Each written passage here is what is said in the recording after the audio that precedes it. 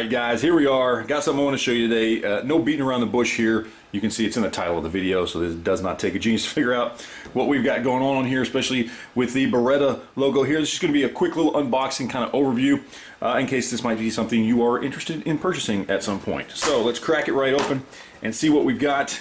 And of course we have a Beretta 92 series pistol. This one in particular is the 92A1, and there are many different types of Beretta 92s out there, and I will explain the difference between this and some of the other ones out there on the market.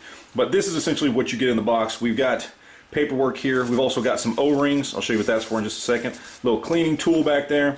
We've got 2 magazines here, magazine in there, so 3 magazines total. We've got our lock, we've got our spacer, we've got a cheap little mag loader, and then of course we've got the gun itself, which at the moment is completely covered in grease. This one's actually made in Italy, so they grease them up really well to ship them over here. And before we go into all the details on this, I'm going to stop the video and clean this up, and then we'll go over the rest of the specs on it. You can see we've got a threaded barrel on this particular model, which is where those O-rings come in handy. And there you go. This is a pretty standard Beretta, 17 round magazines. Nothing too special about it, but maybe there is. I don't know. We'll see. Let's get it cleaned up and we'll go from there. Alright, here we go. We got it all cleaned up, all nice and purty. I didn't do any major cleaning. I just basically wiped off the grease. I'm not going to clean it up really good and re-oil it until after I get a chance to shoot it, which will hopefully be this weekend. But there we go.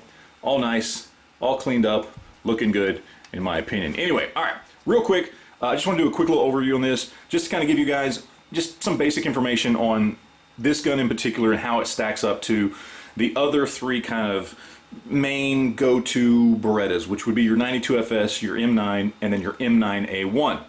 So this being a 92A1, if we're going to do a quick little comparison, I'll kind of give you the pros and cons of this over those other guns, just to give you some information in case you're looking at buying one. Now, obviously the M9A1 and this one, the 92A1, are both upgrades over the standard 92FS and the standard M9. So more than likely, unless you're just a Beretta kind of purist and you just like the old school Beretta, you'll probably end up with an A1 model because maybe you want to add a light, that kind of thing, or there's some things about these that are a little bit different. So we're mostly going to be comparing this 92A1 to the M9A1. All right. First up is the rail. Obviously, if you have an M9 or a 92FS, you don't have a rail at all, but if you have the M9A1, you do have a rail. One difference on this one is you have 2 slots cut into the rail, whereas on the M9A1 you only have 1. That just gives you a few extra options in case you have different size lights and where you want to mount them, that kind of thing. Not a big deal, but if you're planning on mounting a light, it could make a difference depending on what light you choose. Also, and this is probably the biggest thing about this, is unlike the 92FS and the M9 and the M9A1, this is a removable front sight. So you can swap out the front sight for something in tritium or true glow or big dot or whatever you want. You can't do that on any of the other 3 models.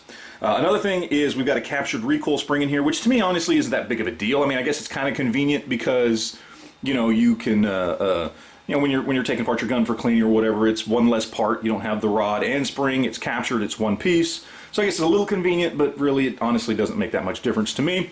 And then another thing, which is kind of a big deal, is this is not just an upgraded 92FS. This is kind of actually, honestly, a downgraded Model 96. Because what they did is they took the Model 96, the 40 caliber Beretta, and they downgraded it to a 9mm. So a couple things you have on this that you don't have on any of the other 3 guns. You've got a little bit of extra meat here in the dust cover. Not much. You're not going to notice a difference in the hand. Okay, it's a slight bit of extra meat, and you have a milled-in recoil buffer in the frame here.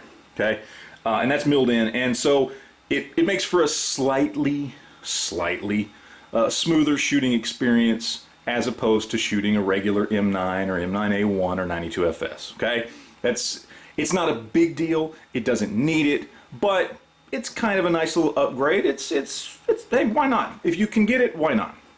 Okay, and then another big one is this comes with, as we saw, 3 magazines that are 17 round magazines as opposed to 15 round magazines, which of course is usually what your 92FS or M9 or M9A1 will come with. So larger magazines you're going to get right out of the box. Now, as far as the downsides, there are a couple downsides to this as compared to specifically the M9A1. One is going to be these serrations. So we have front vertical serrations here and serrations on the back. On the M9A1, they're checkered, so you get a little bit more grip. Now, for people who've been shooting, regular M9s or 92FSs, it's not a problem. Okay, it's not like it's not that grippy, but a little extra texture doesn't hurt. So I guess technically that's a check mark for the M9A1 as opposed to this one.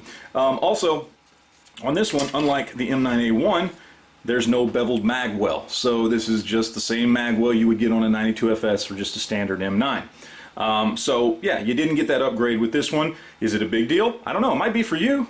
Might make the decision on whether or not you pick this one over an M9A1. I don't know, but it is what I would consider a con. And lastly is the shape of the trigger guard here. This lacks the traditional hook of a Beretta trigger guard. This has just the rounded trigger guard, and what that means is less holster options. Now, that doesn't mean you can't find holsters for this thing. I found holsters for this thing, and I was looking for something very specific. I needed a holster that fit this specific gun with a specific light that I'm looking at putting on it, and I was able to find a holster online in about 30 minutes. So it's not like you can't find it. And if you're just looking for this without a light on it, it's actually very easy to find a holster, but you do have to realize that there is still less options than there would be for something with the traditional trigger guard. There's still a lot, but there's just less than there would be for a normal 92FS or M9. So that is the pros and cons, kind of the breakdown on this gun right here. Hopefully it was helpful. I cannot wait to get this thing to the range and shoot it and have a little fun with it. This may very well replace my Glock 17 as my kind of go-to, SHTF bump in the night gun. We will see. I don't know. But I'm going to be making some changes to it, and I will be doing a separate video on that, on the things I'm going to be doing to this to make it, well, just more suitable for me. So there you go. So that's it, guys. You got any questions, comments, anything like that, leave that down below, and we will talk to you guys later. Thanks.